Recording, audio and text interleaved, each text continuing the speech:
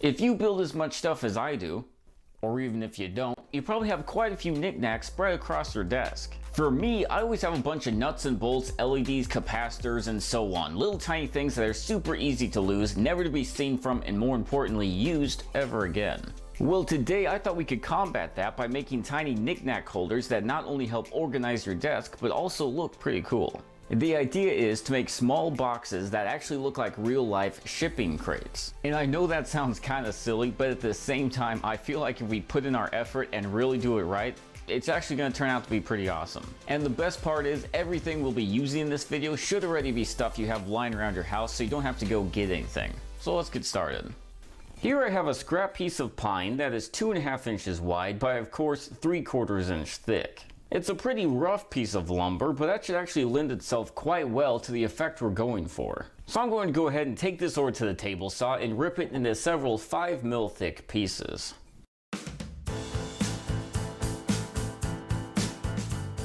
Here we go, and as you can see, one of the knots kind of fell apart when cutting it, but I think that'll just add to the personality of the box. So out of these boards, I'm going to go ahead and cut out 4 roughly 2.25 inch wide pieces.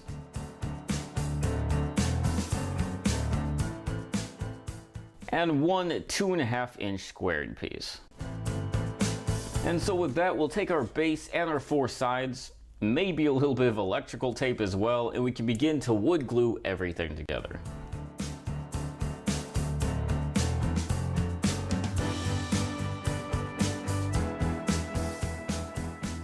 What a beautiful box! Not really. So now I'm going to go ahead and take this very thin piece of pine I have left over from earlier and cut it into strips. The size of the strips really aren't that important, but we are going to want them on the smaller side. For me, I'm probably going to do about 10mm, but again, doesn't matter. Now we're going to want to take these and glue a perimeter all the way around the top and bottom of the box. And to cut them down to size, we could of course take them over to the miter saw, but since they're already so thin, I'm probably just going to use a box cutter or maybe a beefy pair of scissors.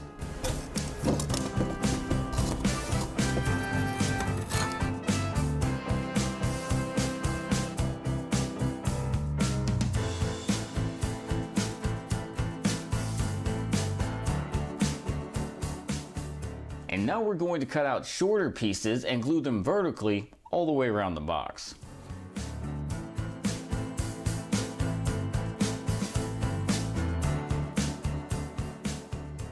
That is starting to look pretty close to what I'm wanting. But to make it look even more realistic, I'm going to make a few 45-degree cuts in our scrap strips and glue in a few angled pieces.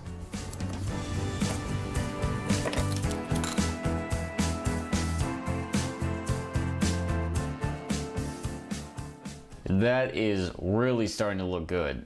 I like that quite a lot. Well, now I'm going to go ahead and very lightly sand this because we do want it to still appear rough like it would in the real world, but I don't want to get splinters from it.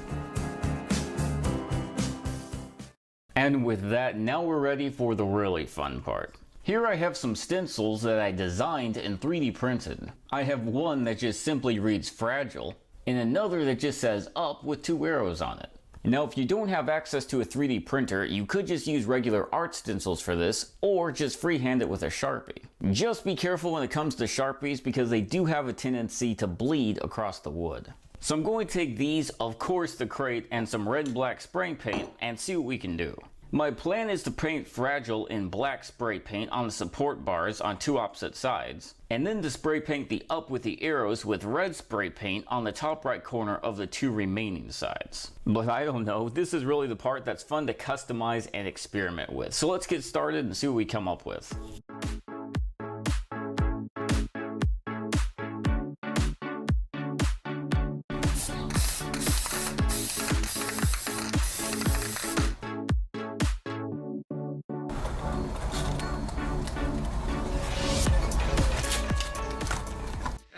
Fragile.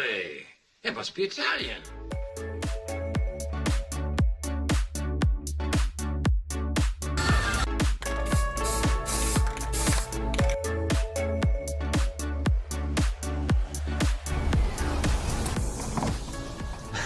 I really like that. I think it adds quite a lot. Now there is a little bit of bleeding on, well, pretty much all of it, but luckily none of it's too bad and I think we can live with it. I guess the spray paint on actual crates probably bleed a little bit, so we'll just say it's more authentic. And so with that, I'm going to go ahead and seal it by spraying on a protective clear coat. Now I know you can't see anything going on right now because it is actually clear coat, but trust me, it is clear and it is getting coated. And with that, our little tiny crate is now finally complete. Now I've actually taken the liberty of making a second one of these crates. It's not quite as wide as the first one, but it's close to about twice as tall. I actually built this larger one to be a pin holder. I feel like this would be a really cool thing to have sitting on your desk to hold your pins. And then the smaller one could just hold whatever desk knickknacks you have lying around, maybe even just your loose change. And that's really the cool thing about these, is they're all built the same way, so you can build them to be whatever size you want them to be, to hold whatever you want them to hold. Like for instance, it may look like I specifically built this to house a small miniature of the leg lamp from Christmas Story, but I assure you I didn't. Or did I?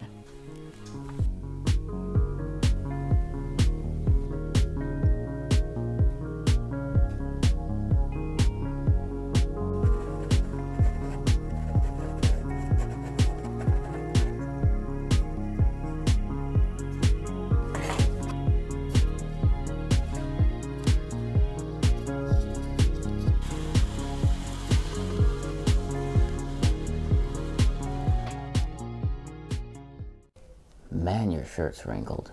Sorry, what was that? I said I love the wooden pin holder thing you have.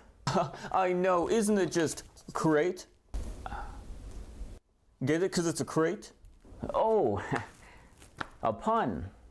Yeah, I try to tell silly jokes and puns all the time, non-stop, to all my employees. Really helps lighten the mood. Oof, you know, I don't think this job is quite right for me after all, but thank you for your time. I really appreciate it. Huh, must not like crates. Actually, real quick before I leave, is that a fork mixed in with your pens? Why, yes it is. You always want to be prepared in case a meal comes around, am I right? Yeah, I really don't want this job. Huh, must be a spoon guy. And so there you have it, our little desk organizer crates, is that what we're calling them? But hey, thank you so much for you guys watching. I hope you did enjoy this video, and if you did, please feel free to hit the thumbs up and subscribe. And Lord willing, I'll see you next time. Thanks for watching, and please feel free to subscribe.